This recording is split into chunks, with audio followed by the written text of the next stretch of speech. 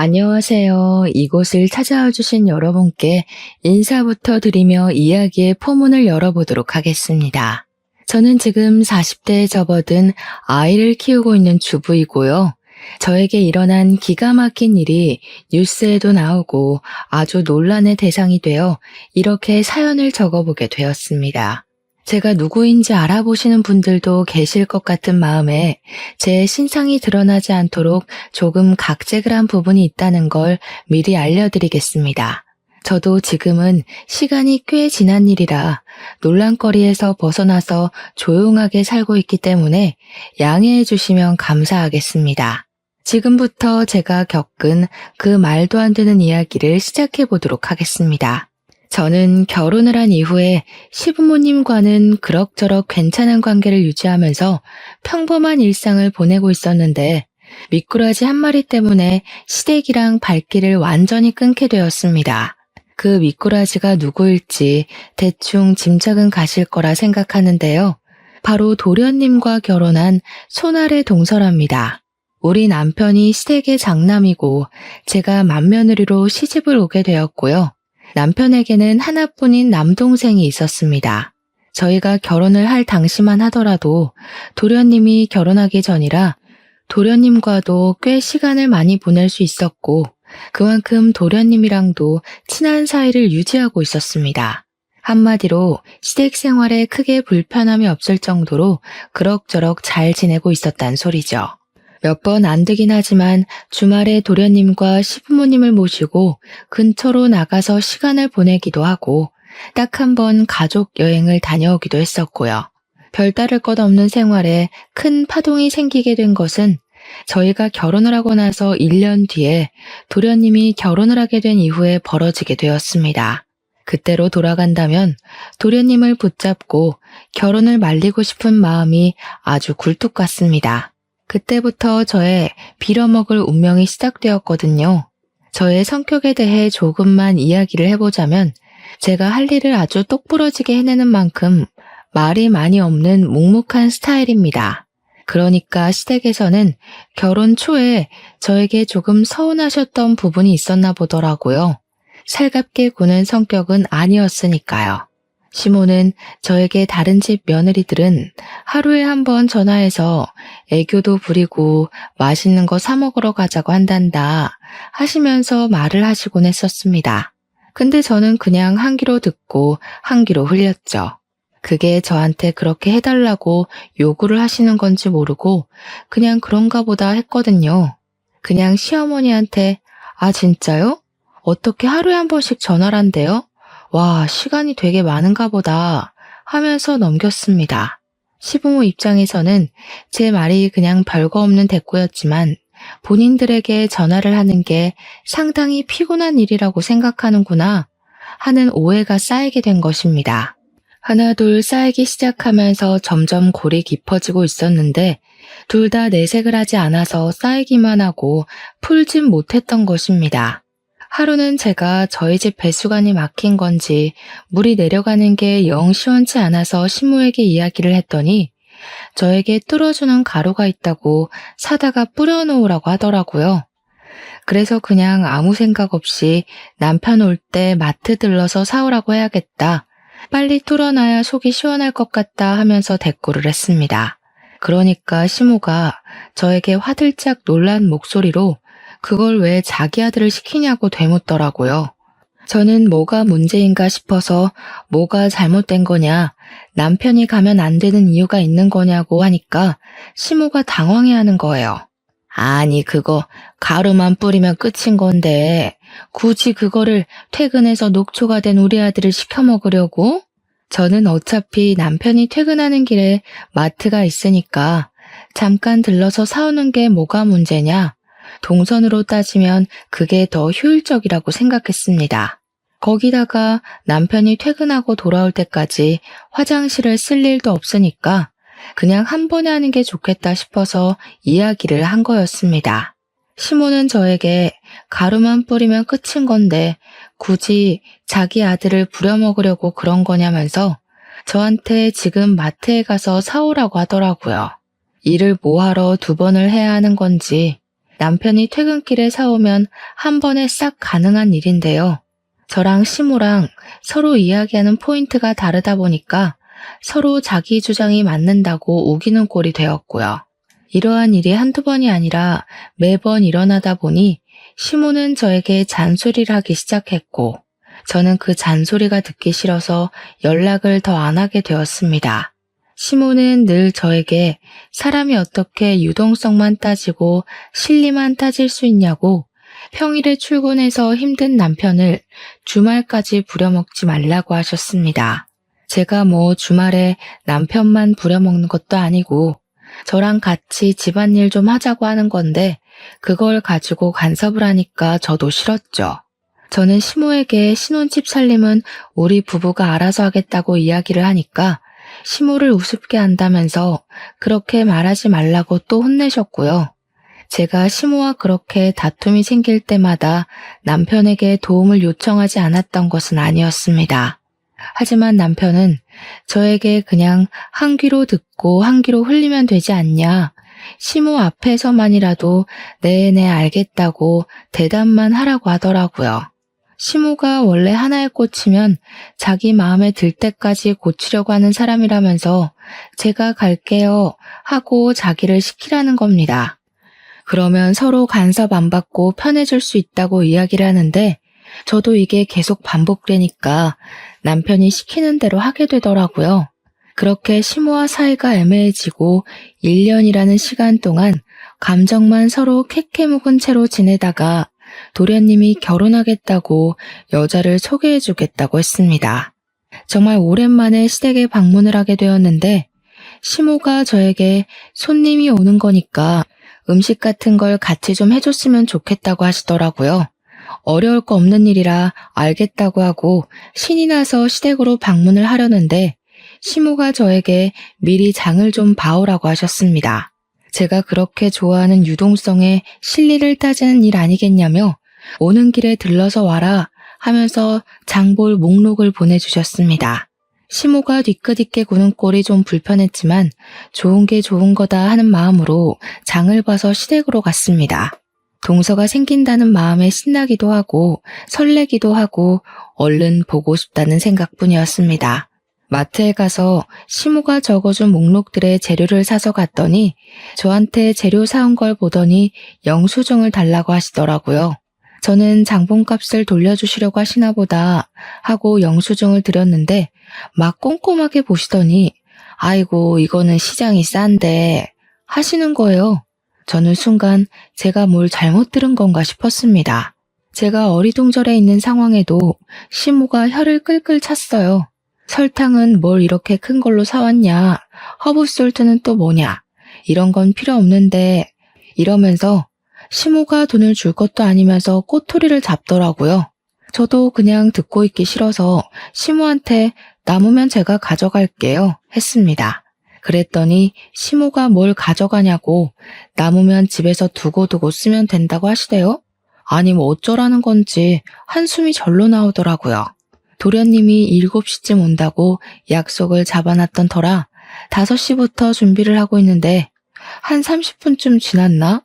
도련님이 동서와 함께 집을 방문했습니다. 시모가 놀래서 왜 벌써 왔냐고 아직 아무것도 준비된 것 없다고 하니까 동서가 너무 밝게 어머님 안녕하세요 하고 인사를 하더라고요. 그 인사톤에서 느껴지는 게 저와는 정반대되는 성격을 가지고 있구나 하는 걸 직감적으로 알게 되었습니다. 그러면서 자기가 좀 도와드릴까 싶어서 일찍 찾아왔다면서 주방은 북적북적한 게 즐겁고 재미있잖아요 하더라고요. 자기가 학교 급식실에서 영양사로 일을 하고 있다면서 요리에는 자신 있다고 옷을 정리하고 주방으로 오는데 시무랑 저랑 둘 다 깜짝 놀랐습니다. 동서의 머리 색깔이 정말 TV에 나오는 아이돌 가수 마냥 핫핑크색으로 염색이 되어 있더라고요. 제가 머리색을 보고 놀란 얼굴을 하니까 동서가 자기가 튀는 걸 좋아해서 매번 이 색으로 염색을 하고 있다고 말을 하더라고요. 학교 급식실에서 일을 하는데 머리색이 그렇게 화려해도 되냐고 물어보니까 오히려 학생들이 좋아한다고 하더라고요. 말없이 요리를 하기 시작했는데 사실 제가 요리를 잘 못하거든요. 칼질에 소질이 없다고 해야 하나 어떻게 썰어도 모양이 안 예쁘게 썰려요. 그런데 동서가 손을 씻고 오더니 자기가 주방에서 쓰는 칼이라면서 조리도구를 촤르르 꺼내더라고요. TV에서 셰프들이 쓰는 듯한 조리기구들이 쫙 시모 주방에 깔리는데 저랑 시모랑 둘 다 눈 휘둥그레지게 떴죠. 동서가 시모한테 자기가 하고 있을 테니까 쉬고 있으라면서 뚝딱뚝딱 하는데 제가 옆에서 거들겠다고 재료들을 손질하고 있었거든요. 그러니까 동서가 저를 보더니 의아한 얼굴을 하면서 갑자기 누구냐고 묻는 게 아니겠습니까? 여태 인사 잘해놓고 갑자기 누구냐고 물어보니까 저도 당황스러워서 얼어있는데 시모가 저를 소개해줬습니다. 동서한테 형님 될 사람이라고 우리 집 맏며느리라고 하니까 동서가 당황해하면서 말을 하더라고요. 어머, 형님, 몰라 봬서 죄송해요. 칼질이 너무 서툴러서 맏며느리실 거란 생각을 못한 거 있죠? 근데 그 말이 교모하게 저를 연맥이는 것 같은 느낌이 들더라고요. 제가 어? 하면서 동서를 바라보는데 저를 보고 너무 환하게 웃는 겁니다. 웃는 얼굴에 침 못 뱉는다고 기분은 나쁜데 화도 못 내고 그거 아시죠? 입 밖으로 꺼내면 좀생이가 되는 것 같고 말을 안 하자니 기분이 꽁해지고요. 아무튼 동서가 요리를 하고 있는 저는 동서가 필요하다는 재료를 찾아서 주고 있는데 계속 저한테 이거 없고 다른 제품은 없어요? 하면서 한숨을 쉬는 거예요. 그럴 때마다 시모가 그거는 저기 찬장에 있다. 그거는 두 번째 서랍 열어봐라 하면서 둘이 여기 있네 저기 있네 노닥거리더라고요. 시모가 저한테 핀잔 섞인 목소리로 너는 애가 달라는 거 하나 제대로 못 주냐고 하는데 기가 막혔습니다. 제 집 살림도 아닌데 제가 어디에 뭐가 있는지 어떻게 알겠습니까? 그렇게 예뻐 죽겠으면 시모 본인이 하면 될 일인데 말입니다. 그날 밥 먹는 내내 가시방석에 앉은 기분이 들더라고요. 온 가족이 동서 요리 실력을 칭찬하는데 물론 맛이 있긴 했습니다.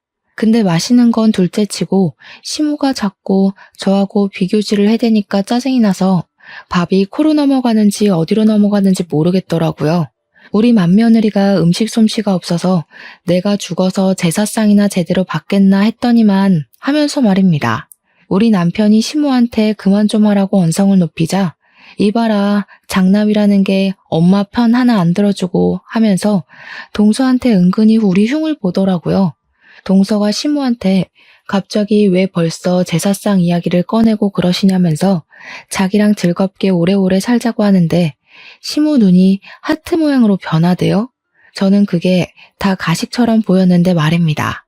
제가 동서한테 말이라도 붙여보려고 우리 때 급식은 진짜 맛없어서 먹기 싫었었는데 동서네 학교 애들은 좋겠네 맛있는 거 많이 먹어서 했거든요. 그러니까 동서가 그러는 거예요. 그 말은 조금 모욕적으로 들릴 수도 있겠네요. 예전하고 지금하고 아무래도 예산도 다르고 대우도 달랐으니까 차이가 날 수밖에 없죠. 예전에는 그게 최선의 결과였을 텐데 저는 칭찬을 한 건데 모욕적이라고 하니까 시모가 도끼 눈을 뜨고 저를 바라보는 거예요. 너 설마 벌써 형님 행세한답시고 애 기죽이는 거 아니지? 기는 제가 죽은 것 같은데 무슨 말씀을 하시는 거냐고 대꾸를 하고 싶었지만 꾹 참았습니다. 동서가 처음 인사를 드리러 온 자리인데 제가 분위기를 망칠 수는 없는 노릇이니까요. 그 뒤로 정말 가관이었습니다. 급식실 영양사가 한 달에 얼마를 버는지 모르니 제가 뭐라 말을 할 수는 없지만 동서가 돈을 엄청 쓰더라고요. 시모가 입이 귀에 걸려서는 저에게 전화를 해가지고 자랑을 그렇게 하는데 제가 무슨 대꾸를 해야 할지 몰라서 네네 대답만 했습니다. 동서가 언질도 없이 찾아와서는 자기랑 어디 좀 가자고 졸라서 나갔더니 비싼 호텔에 가서 밥을 사주는데 입안에서 살살 녹더라. 밥을 다 먹고 나니까 마사지를 받을 차례라면서 호텔에 딸린 스파에 갔는데 손길이 너무 좋아서 잠이 솔솔 오더라. 비싸서 엄두도 내지 못했던 코스였는데 둘째가 데려가 주니까 너무 행복하고 효도받는 기분이 들더라. 거기다가 자기가 좋아하는 티를 내니 다음에 또 같이 오자고 했다면서 이렇게 받기만 해서 어떡하냐 미안한 마음이 다 들더라 하는 겁니다. 이 말을 저한테 하는 이유는 저에게도 해달라는 뜻 아니겠습니까? 하지만 저희는 외벌이였고 대출금 갚기도 빠듯했습니다. 제가 선뜻 저랑도 한번 가시죠 하는 말을 꺼내지 않으니까 시모가 오기가 생긴 건지 동서한테 자기도 무언가를 해줘야겠다고 하더라고요. 그러면서 복이라는 게 원래 나눈 것만큼 들어오는 거라고 저한테 이야기를 하는데 속이 너무 빤히 보이더라고요. 그런 돈 자랑을 들어야 하는 이유도 모르겠고 저도 사람이니까 짜증이 막 올라오잖아요. 어머니, 저한테 지금 동서만큼 해달라고 이야기를 하시는 거예요? 저희 사정 뻔히 아시면서 이러시면 부담스러워요. 그렇게 대놓고 말을 했더니 시모가 버럭하면서 됐다고 자기가 엎드려서 절 받을 일 있냐면서 그냥 자랑하고 싶어서 전화한 거라고 하시는 거예요. 그 말을 들으니까 제가 그동안 너무 무심했나 싶은 마음도 슬쩍 들고 동서만큼 비싼 건 못 해드려도 저도 눈치가 보이긴 했으니까 준비를 했죠. 고르고 고르다가 제일 만만한 영양제를 준비해야겠다 싶어서 시댁에 갈 때 시모들이라고 뼈에 좋다는 영양제를 사갔습니다. 나름 해외에서 유명한 제품이라고 해서 비싼 값을 주고 해외 배송까지 받아서 시모한테 드렸죠. 저도 시모가 얄밉고 짜증이 나도 며느린데 예쁨 받고 싶지 않을 리가 있겠습니까? 시모한테 잘 보이고 싶은 마음도 있었죠. 남편도 저에게 큰 거는 못 해드려도 그 정도는 해드릴 수 있겠다 하면서 영양제를 같이 골라주기도 했고요. 제가 영양제를 사서 시댁에 갔는데 연락도 하지 않던 동서가 시댁에 떡하니 와서 앉아있더라고요. 동서는 여기 웬일로 온 거냐고 물어보니까 동서가 저를 보면서 활짝 웃는 거예요. 형님도 오셨구나. 요즘 어머님께서 무릎이 아프시다고 하셨잖아요. 며느리 된 도리로 어떻게 가만히 있을 수 있겠어요? 제가 사골을 고았어요. 한 솥에 끓여두었으니 꼭 드셔야 해요. 그러면서 제가 사온 영양제 봉투를 빤히 보더니 동서가 오버스러운 목소리로 이야기를 하는 겁니다. 어머, 형님, 뭐 사오신 거예요? 영양제? 형님, 이렇게 비싼 영양제는 어머님도 부담스러우실 텐데 뭐니 해도 정성이 최고죠. 사골이나 도가니 수육 드시는 게 훨씬 기분도 좋고 맛도 좋고 그렇죠, 어머님. 그래, 우리 둘째가 내 마음에 쏙 드는 말을 하는구나. 얘 첫째야, 우리 둘째가 글쎄 아침부터 와가지고 7시간이나 사골을 고았지 뭐냐. 국물이 뽀얀 거 봐라. 이게 바로 정성이라는 거다. 정성. 큰 며느리라는 게 둘째보다 못해서야 어디 쓰겠어? 엄마, 이 영양제 진짜 좋고 비싼 거예요. 국내엔 들어와 있지도 않아서 해외 직구로 사온 건데 무슨 말을 그렇게 하세요? 됐어. 해외 영양제면 뭐하니? 정성 들어가 있지 않은데. 근데 우리 아들은 왜 이렇게 말랐니? 집에서 밥도 못 얻어먹는 거 아니야? 우리 둘째 아들처럼 살이 오르면 얼마나 좋아. 집에서 둘째 며느리가 잘 챙겨주는지 얼굴이 엄청나게 좋아졌다. 저한테 혀를 끌끌 차면서 이야기를 하시는데 속이 정말 많이 상하더라고요.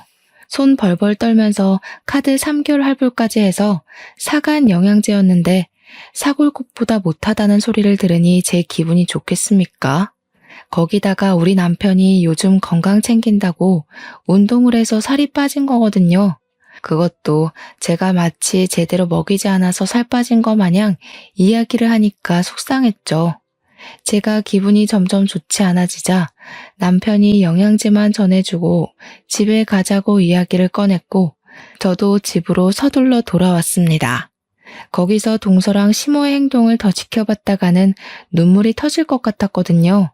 시모는 사골국 먹는다고 신이 나서는 저보고 빨리 집에 가보라고 하더라고요.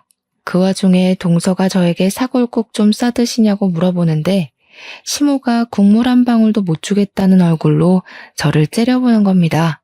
그 상황에서 제가 어떻게 국물 좀 싸달라고 할 수 있겠습니까?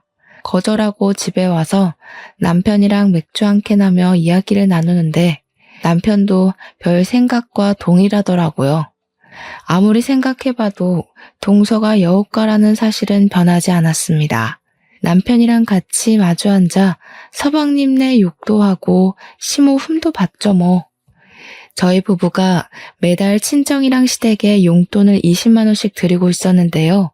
남편이 외벌이다 보니까 집 대출금 갚고 공과금 같은 거 내고 서로 용돈에서 적금에 이거저거 다 빠지고 나면 그 정도의 여유가 생겨서 시댁과 친정에 반씩 나눠드리고 있었습니다. 근데 시모가 또 제 속을 뒤집어 놓는 이야기를 자랑처럼 늘어놓으시는 거예요.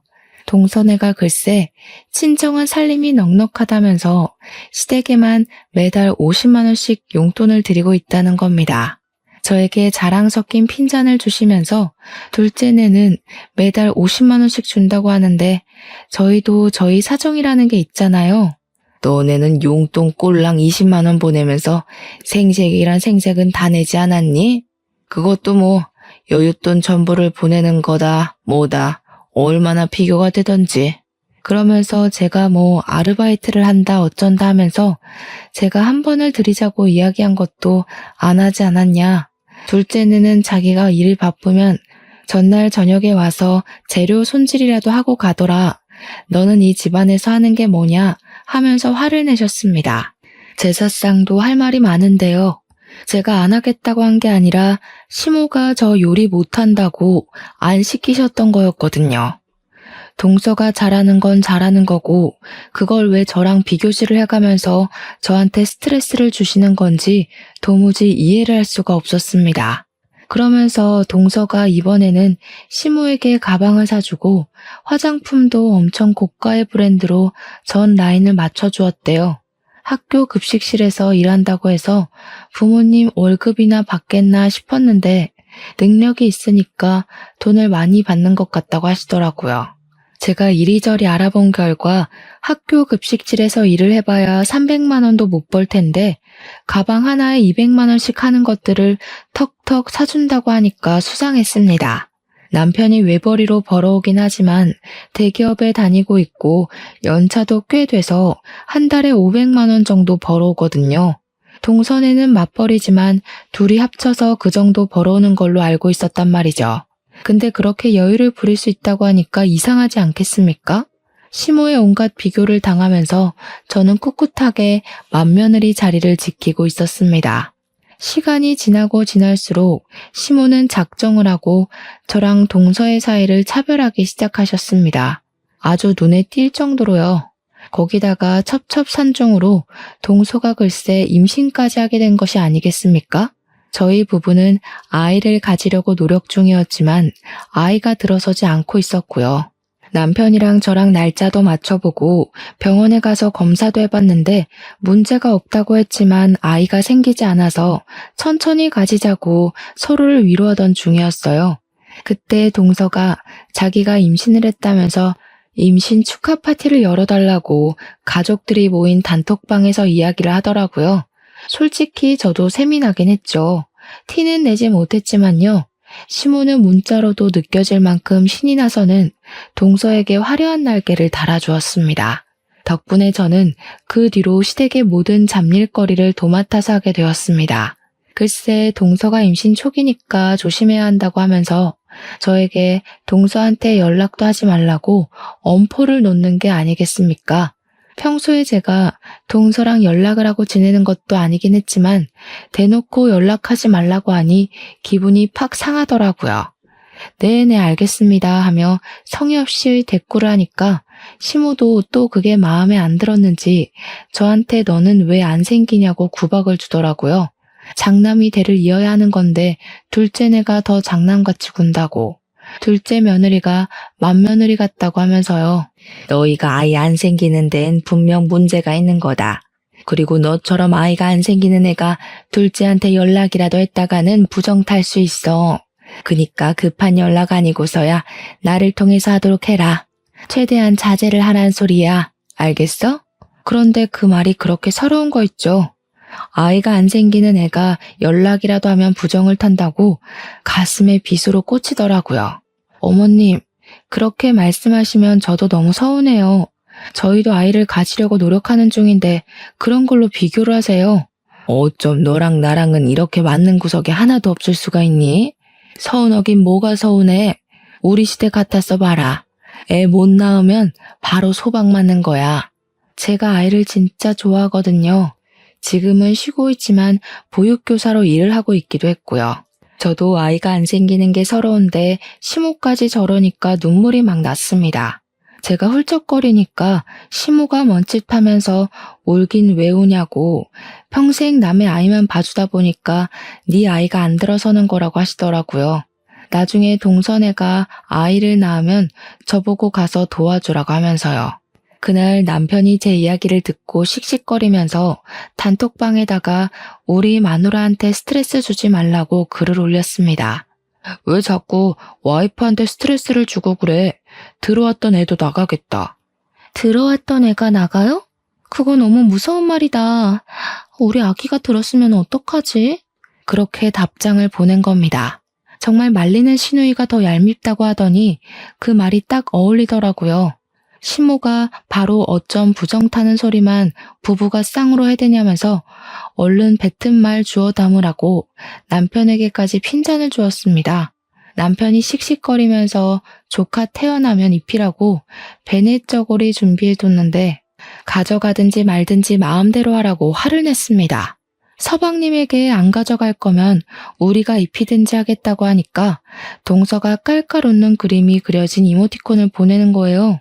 언제 입히게 될지도 모르는데 그때 되면 유행이 바뀌지 않을까요? 저희 주세요. 나중에 저희가 새 걸로 사드릴게요. 남편이 동서가 임신을 한 마당에 욕을 뱉을 수도 없으니까 서방님께 처신 똑바로 하라고 경고만 날리더라고요. 저한테 그런 거 신경 쓰지 말라고 가족 단톡방도 나가라고 하는데 서운한 건 매한 가지였습니다. 그 뒤로 동서가 입덧을 시작하니까 시모가 동서 걱정을 해대는데 입덧하는 애가 급식실에서 일한다고 안쓰러워 죽겠대요. 자기가 대신 아팠으면 좋겠다면서 떡두꺼비 같은 놈이 나오려고 동서를 고생시키는 거라면서요. 대화창에서 아주 둘이 짝짝꿍을 맞추는데 정말 남편 말대로 알림도 꺼놓고 애써보지 않으려고 하면서 지내고 있었습니다. 동서의 입덧이 끝나고 난 뒤에는 시모가 주말에 저를 불러다가 동서가 임신해서 움직이기 힘드니까 대신 전해주라면서 마트를 털어오셨더라고요. 과일에 반찬에 떡에 하나도 빠짐없이 가져다 주라고 하는데 장바구니로 글쎄 3바구니가 나오는 거예요. 이걸 다 들고 동선의 집까지 다녀오러 가는 것도 어이가 없고 이 중에 제 몫은 하나도 없다는 게 너무 서러웠습니다. 그래서 제가 시모한테 이야기를 했죠. 이걸 제가 다 들고 어떻게 가요? 서방님 보고 와서 가져가라고 하는 게 낫지 않겠어요? 우리 아들 퇴근하고 피곤해 죽을 텐데 여기까지 들러서 이거를 가져가라고 하니? 네가 하면 편한 것을. 저도 곧 어린이집 복직하려고 알아보고 있어요. 요즘 취업 준비하느라 바빠요, 어머님. 예, 취업 준비하는 애랑 바깥에서 일하는 애랑 누가 더 힘들겠니? 정말 생각 없이 말하는구나. 우리 때는 말이야, 7남매를 키우면서 살았어. 나중에 밥도 하고 밭일도 하고 애도 보고 하면서 찍소리 한번 못하고 시어머니가 시키는 거 다 하고 살았다. 집에서 놀고 먹는 애가 뭐가 힘들다고 그걸 못한다는 거야. 그런 거에 비하면 임신하고도 열심히 몇백 명의 학생들 밥 챙기는 둘째가 훨씬 고생이지. 시모가 하도 저에게 잔소리를 하길래 저도 다시 어린이집에 취직을 하려고 자리를 알아보던 와중이었거든요. 그날도 동네 어린이집에서 면접을 보러 오라고 했었는데 시모가 갑자기 불러낸 거라 양해를 구하고 면접을 하루 미룬 것이었습니다. 동서에게 음식을 전해주라고 시키는 건 줄 알았으면 무시하고 면접이나 갈 걸 그랬다고 생각하고 있었습니다. 어린이집 일도 참 고되고 힘든 일인데 동서 일만 힘들게 봐주시고 제 일은 후려치게 하는 어머님에게 더 이상 떨어질 정도 없었습니다. 결국에 저는 택시를 타고 그 장바구니 전부를 들고 가서 동서의 집 앞에 내려놓고는 동서에게 연락을 하려고 했는데 동서의 말이 번뜩 생각나더라고요. 동서의 뱃속에 있는 아기에게 부정적인 영향이 갈 수도 있으니 저에게 연락하지 말라고 했던 그 말이요. 그래서 시모에게 연락을 해서 그냥 집 앞에다가 물건을 두고 가면 되죠? 하고 보냈습니다. 시모가 화들짝 놀라면서 그 안에 들어있는 떡이 상하면 안 된다면서 저에게 냉장고에 다 정리를 해서 넣어주고 가라는 겁니다. 가뜩이나 임신까지 했는데 언제 물건 정리하고 있냐면서 간 김에 그것까지 해주라고 비밀번호를 알려주는 게 아니겠습니까? 끝까지 저에게 동선에는 비밀번호로 척척 알려주는데 너네 집은 비밀번호도 안 알려준다고 한 소리 하셨죠.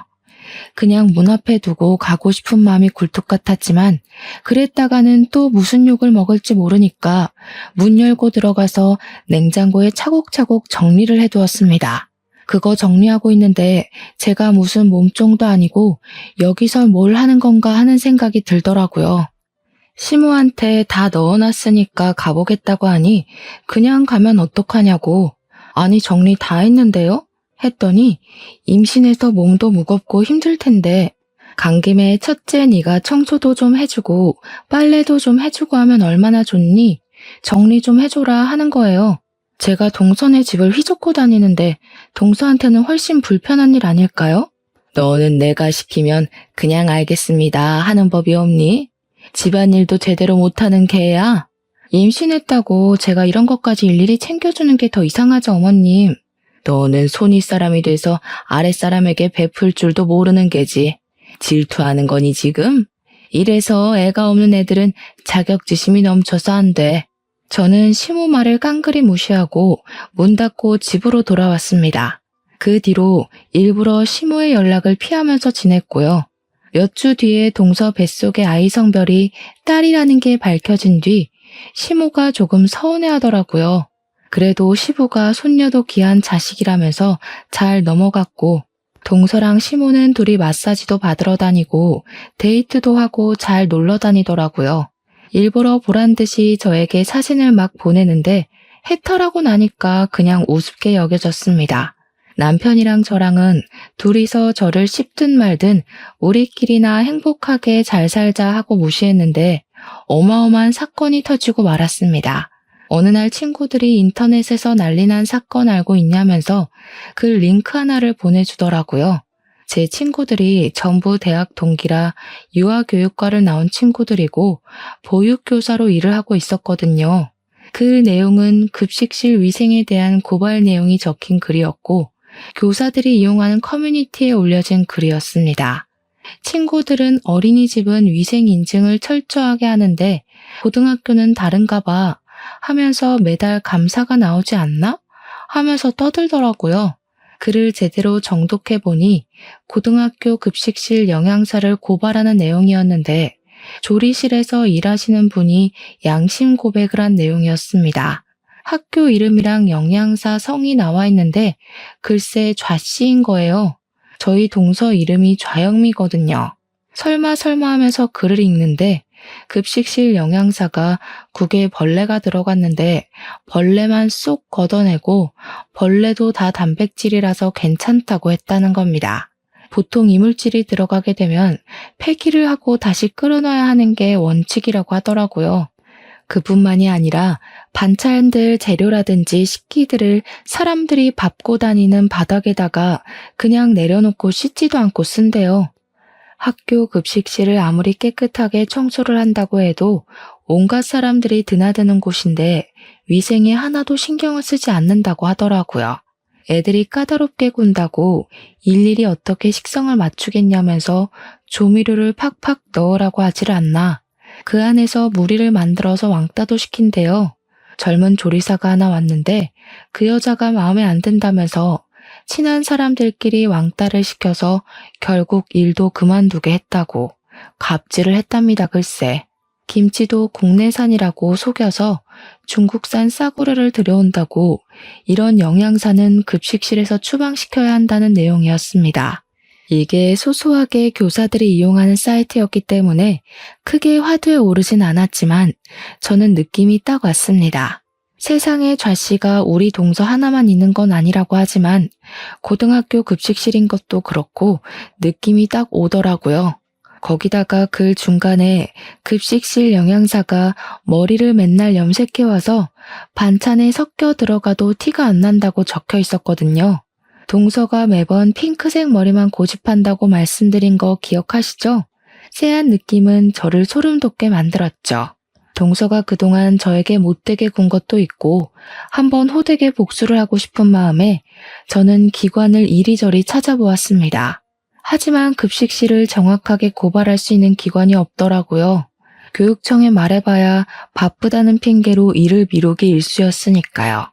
모든 사람이 한 방에 알 수 있는 방법이 없을까 고민하다가 저는 고발 유튜버를 찾아내게 되었습니다. 제가 그 유튜버에게 직접 제보를 했고요. 유튜버는 무척이나 흥미로워하면서 잠입 취재를 하겠다고 결정을 내렸습니다. 그 뒤로는 일이 아주 일사천리였습니다. 유튜버가 식재료를 납품하는 곳 직원인 척하면서 급식실 상태를 몰래카메라로 촬영을 싹 한 거죠. 청소가 얼마나 안 되어 있는지 영양사가 급식 시간 전에 체크도 하지 않았고 휴대폰만 만지면서 농땡이를 치고 있는 모습부터 시작해서 모든 게 가관이었습니다. 그날도 김치에서 이물질이 나왔는데 대충 먹으라고 학생들에게 큰 소리를 치는 장면도 있었고요. 납품받은 식재료 상태가 전부 물러터지고 상한 부분이 보일 정도로 별로였던 거죠. 근데도 영수증에는 고가의 재료값이 찍혀 있었고요. 유튜버는 제가 보낸 글이 사실인지 아닌지 확인을 하러 갔다가 아주 제대로 건수를 잡은 것 같다며 저에게 회신을 주었습니다. 저는 동서를 고발하고 설마 아니면 어떡하지 하며 불안해했다가 사실이라는 걸 알게 되어 복수심에 가슴이 두근거렸습니다. 유튜버는 1차적으로 영상을 정리해서 업로드를 했고 그 영상을 본 학생들부터 학부모까지 전부 학교에 항의를 넣기 시작했습니다. 학교에서 진상조사가 들어가게 되었는데 우리 동서의 짓이 분명한 것들이 점차 드러나기 시작했습니다. 일단 식재료의 상태부터 점검에 들어갔고 급식실의 위생 상태까지 전부 다 학교 조사에서 드러나게 되었습니다. 청소를 안 하고 설거지도 대충 물로 한 것이 들통이 났고 식재료 납품 업체로부터 동서가 뒷돈을 어마어마하게 챙긴 것까지 싹 다 걸리고 말았습니다. 교직원이랑 짜고 업체 선정부터 뒷돈을 받아 챙겼고 영수증에 납품가를 올리고 중간 수수료를 챙기는 식으로 배를 불리고 있었던 것입니다. 당연히 유튜버는 학교에 양해를 구하고 그 부분까지 전부 정리를 해서 업로드를 하게 되었습니다. 학교 측에서도 이 일에 대한 책임을 동서 한 사람에게 몰아버리는 것이 처리하기 훨씬 수월했으니 유튜브에 올라가는 게 득이 되었던 것이었죠. 후속 보도가 나가게 되면서 많은 사람들이 급식실 이야기를 하게 되었고 시댁의 귀에도 들어가게 되었습니다. 제가 그 유튜브를 시댁 단톡방에 딱 올렸거든요. 거기다가 사건이 커지면서 뉴스에도 보도가 되게 되었는데 얼마나 상세하게 나오던지 우리 동서의 분홍색 머리카락까지 싹 찍힌 겁니다. 모자이크에 음성 변조가 되었다고 해도 핑크색 머리는 강렬하더라고요. 까막눈인 사람도 우리 동서인 것을 알아볼 수 있을 정도로요. 시모는 둘째 며느리 자랑을 엄청나게 하고 다녔는데 누가 봐도 둘째 며느리로 보이는 사람이 뉴스에 나왔으니 뒤집어졌습니다. 시모 전화기에 뉴스에 나온 거 너네 둘째 며느리 아니냐면서 연락이 엄청나게 쏟아져서 휴대폰을 꺼두기까지 했다고 하더라고요. 동서는 결국 계속된 수사에 모든 것을 자백하게 되었고 뇌물 혐의에 애들 먹는 걸로 장난친 것, 식품위생법까지 위반한 사실을 말입니다. 당연히 크게 화두에 올랐기에 징역살이가 확정나게 되었고 시모는 당장 이혼을 하라면서 서방님에게 난리를 치기 시작했습니다. 서방님은 당장 아이가 뱃속에 있는데 어떻게 이혼을 하겠냐며 골머리를 썩고 있었습니다. 동서는 자기한테 비싼 변호사를 선임해주지 않아서 이렇게 된 거라면서 시모와 서방님에게 자기가 해준 게 얼만데 이런 취급을 하냐고 펄쩍 뛰었습니다. 시모한테 그동안 선물 사주고 좋은 데 데려가고 한 돈이 전부 뒤로 챙겨서 받아먹은 돈이었더라고요. 시모는 자기도 잡혀가는 거 아니냐면서 저에게 전화를 해서 벌벌 떨었는데 저는 얼마나 고소했는지 모릅니다. 대놓고 고소한 티를 낼 수는 없었지만 시간이 지날수록 아수라장이 되어가는 현장이 너무 재미있었죠. 동서는 교도소에서 아이를 낳게 생겼다면서 울고불고 하고 결국 시부모가 나서서 이혼을 하라 종용한 덕에 서방님은 동서랑 이혼을 했고요. 동서가 교도소에서 편지를 써서는 애는 네가 키우라고 자기는 못 키운다고 난리를 부렸습니다. 둘이 그걸로 한참 실랑이를 벌이다가 결국 서방님이 키우기로 결정이 났는데 시모가 저를 불러다가 정신 나간 소리를 하더라고요. 남자 혼자서 애를 어떻게 키우겠니? 너희 부부가 애도 없으니 입양해서 키우는 게 좋겠구나. 어차피 핏줄이기도 하고 우리 둘째 재혼할 거 생각하면 아이는 짐덩어리지 그것도 딸인데. 너네가 이러려고 애가 안 들어섰나 보다. 그 말에 남편이 열이 받아서 시댁 밥상을 뒤집어 엎었습니다. 그게 지금 우리한테 할 말이야? 똥은 자기들끼리 신나게 싸질러 놓고 수습을 우리한테 하라는 게 말이나 된다고? 앞으로는 이 집 근처로 발길도 들이지 않을 거야. 그렇게 구박할 때는 언제고 이제 와서 핏줄이 뭐? 애를 키워? 엄마 진짜 그렇게 살지 마. 결국 동서가 교도소에서 아이를 낳고 출생신고를 한 뒤에 바로 서방님께 아이만 덜렁 보냈다고 하더라고요. 이렇다 저렇다 말도 없이 아이만 덜렁 시댁으로 보내지는 바람에 무척이나 당황스러워했다고 하던데 저희가 뭐 알 바인가요? 저희는 남편의 선언대로 시댁에 발길도 하지 않았고 3년이라는 시간을 보내게 되었습니다. 3년 뒤에 또 한 번 시댁이 발칵 뒤집어졌죠. 동서가 출소를 했고 서방님께 다시 합치자고 애를 부부가 키워야지 한 사람이 키우는 게 말이 되냐고 끈질기게 들러붙었다고 하더라고요. 그런 와중에 손녀딸의 얼굴이 이상하게 서방님을 점점 닮지 않는 것 같은 기분에 몰래 친자 검사를 시부가 진행을 했더니 글쎄 친자 불일치가 나온 겁니다. 시부가 열이 받아가지고 결과지 받자마자 집에 찾아온 동서의 뺨을 후려치고 이 애는 누구 애냐고 애 데리고 당장 사라지라고 했대요. 동서는 사색이 되어서 도망가고 그 뒤로 뭐 법적 소송에 애한테 들어간 돈 다 받아내겠다고 거품 물고 개싸움을 하고 있다고 하더라고요. 그렇게 시댁에서 난리가 난 동안 저희에게 정말 소중한 생명이 찾아오게 되었고 법적 공방이 이루어지는 내내 무럭무럭 제 뱃속에서 자라고 있었습니다. 저는 솔직히 딸을 조금 더 바랬지만 뱃속의 아이는 아들이었습니다. 그 소식을 제가 개인 SNS에 올려두었었는데 시모가 염탐을 몰래 하고 있었던 건지 뜬금없이 저에게 연락이 왔습니다. 맏며느리야, 내가 너의 소중함을 너무 늦게 알았다. 내가 다 잘못했다. 내가 바보 같은 인간이었어. 우리 떡두꺼비 같은 손자, 대를 이을 손자만 보게 해주렴. 그러면서 집으로 한약이며 과일이며 아기용품이며 자꾸 택배로 보내더라고요. 제가 모조리 다 반송을 시키자 하루는 직접 들고 집으로 찾아오셨는데 제가 시모에게 다시는 찾아오지 말라고 소금을 뿌려버렸습니다. 소금 세례를 받은 시모는 잘못했다고 울면서 빌었지만 저는 문을 닫아버렸습니다. 그 이야기를 들은 남편이 시댁에 찾아가서는 2번 다신 찾아오지 말라고 이게 다 차별을 한 업보라 생각하라며 저희 부부 이사도 가고 번호도 바꿀 거라고 했다네요.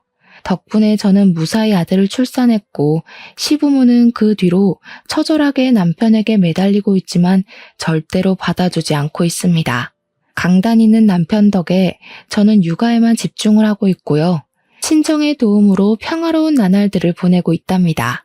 못된 마음을 먹는 사람들은 꼭 끝이 좋지 않더라고요. 그래서 전 앞으로 열심히 아이를 위해 사랑을 베풀며 살아보려고 합니다. 끝으로 제 이야기를 들어주셔서 다시 한번 감사드립니다.